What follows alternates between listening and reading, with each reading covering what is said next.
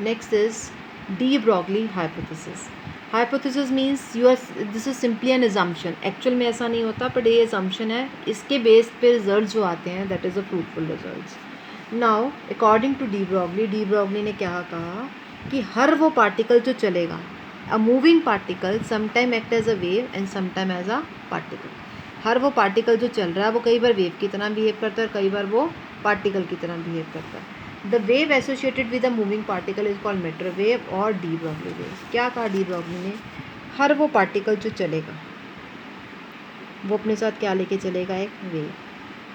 Every moving particle is associated with a wave and these waves they are hypothetical. Actual में ऐसा नहीं होता, पर उसने कहा क्योंकि इस पे रिजल्ट्स आए थे तो उसने इस बात को कहा कि जब वो पार्टिकल, कोई भी पार्टिकल चलेगा तो वो अपने साथ क्या लेके चलेगा? एक वेव. और इस वेव को उसने क्या नाम दिया? मैटर वेव और D Broglie wave.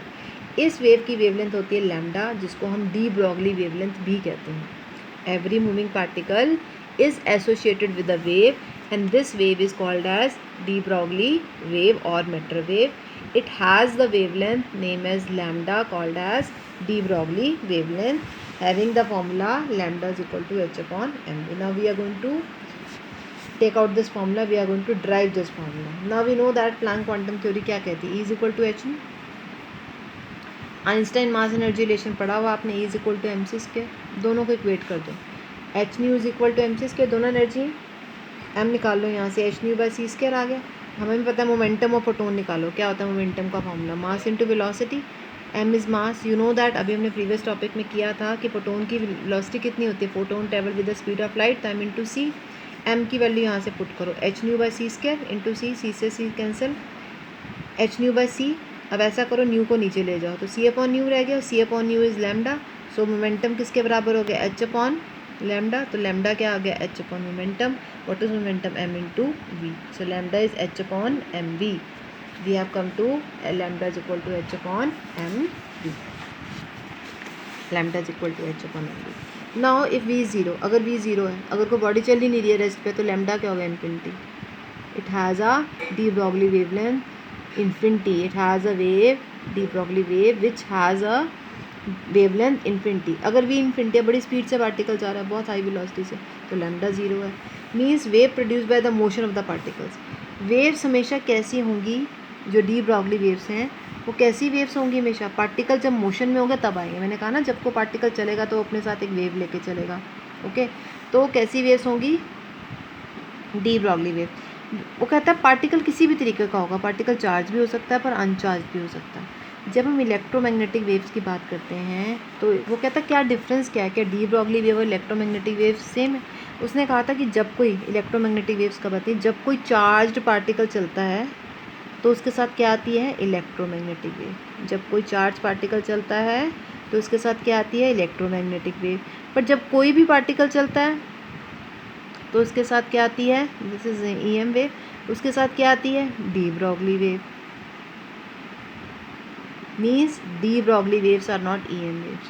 EM waves तो के लिए आपके पास क्या होना चाहिए? Charge particle. But de Broglie waves के लिए पार्टिकल का सिर्फ मोशन में होना ज़रूरी है, वो चार्ज हो या अनचार्ज. तो electromagnetic waves D Broglie waves नहीं है. Thank you.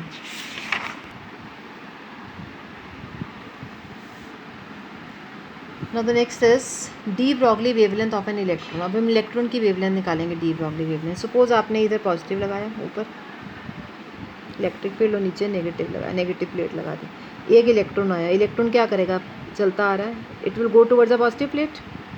Suppose in positive और नेगेटिव प्लेट के बीच में पोटेंशियल डिफरेंस कितना है? V. एक इलेक्ट्रॉन आया, आपने उसको पोटेंशियल डिफरेंस V में रखा. It will go towards a P plate, that is a positive plate. तो it requires some kinetic energy. ऐसे जाएगा, काइनेटिक एनर्जी मिलेगी इसको. सपोज यहाँ पार्टिकल रेस्ट पे पड़ा है, आप जैसे उसको फील्ड में रखते हो, V पोटेंशियल में रखते हो, तो ये बड़ी तेज़ी से इसके पास जाएगा. It gain some kinetic energy. और आपके पास एनर्जी का फॉर्मूला क्या होता है? Energy is charge into potential. What is the charge? Charge is E. Charge on the electron is E and how much potential you have given? V. So half mv square kinetic energy is equal to charge on the electron is E, potential is V. Do one thing, इसको इधर ले जाओ, 2 को इधर ले जाओ. ले गए हम. तो आपके पास क्या आया? mv square is equal to 2ev. दोनों तरफ m से मल्टीप्लाई करो तो इधर m² हो जाएगा, इधर m हो जाएगा, तो m² v² किसके बराबर आ गया 2EVm, वहाँ से mv निकालो, इसका होल स्क्वायर बन जाएगा ये। तो जब आप mv निकालोगे इधर जाके अंडर रूट हो गया तो 2mev आ गया। वी नो दैट जब भी कोई चार्ज पार्टिकल चलता है तो वो अपने साथ क्या लेके चलता है, वेव, और उस वेव की वेवलेंथ कितनी होती है, de Broglie wavelength lambda, lambda is equal to h/mv, mv की वैल्यू पुट करो 2mev। Now what is ev, आपने किया था kinetic energy is equal to charge into potential, किया भी था आपने, kinetic energy max is equal to EV naught, we did this also. So charge into potential क्या आया, एनर्जी, जिसको हमने काइनेटिक एनर्जी कहा। सो लैम्डा का एक और फॉर्मूला आ गया, आपके पास दो फॉर्मूले हैं, this is for same formulas हैं, हम पोटेंशियल के केस में ये वाला फॉर्मूला यूज़ करेंगे और काइनेटिक एनर्जी के केस में ये वाला फॉर्मूला यूज़ करेंगे। So this is the D Broglie wavelength of an electron. कहता है अब यहाँ पे बात करते हैं, देखो सी दिस, एच क्या है, प्लैंक कांस्टेंट फिक्स्ड वैल्यू है, एम क्या mass of the electron fixed value है, ई क्या है charge on the electron fixed value है, एच एम और ई की वैल्यूज़ पुट कर दो इसमें, एच एम और ई की वैल्यूज़ पुट कर दो, तो आपके पास सब कुछ पुट करके सॉल्व करके आपके पास आ जाएगा 12.27। वी की वैल्यू आप चेंज हो सकते हैं, 1 वोल्ट भी दे सकते हो, 2 वोल्ट भी दे सकते हो, तो ये वेरिएबल है, अंडर रूट वी ऑंगस्ट्रॉन्ग में आपके पास लैम्डा आ जाएगा। This is the they are equivalent, ये तीनों फॉर्मूलेज इक्वलेंट हैं, बट अकॉर्डिंग टू नीड हम इनको यूज़ करेंगे। So these are the different formulas, 3 different formulas for wavelength, de Broglie wavelength of an electron. Thank you.